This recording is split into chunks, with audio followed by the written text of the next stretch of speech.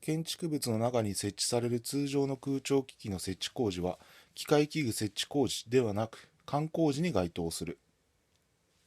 4、公害防止施設を単体で設置する工事については、清掃施設工事ではなく、それぞれの公害防止施設ごとに、例えば、排水処理施設であれば、管工事、集塵設備であれば、機械器具設置工事等に区分すべきものである。18、電気通信工事。1、情報制御設備工事には、コンピューター等の情報処理設備の電気工事も含まれる。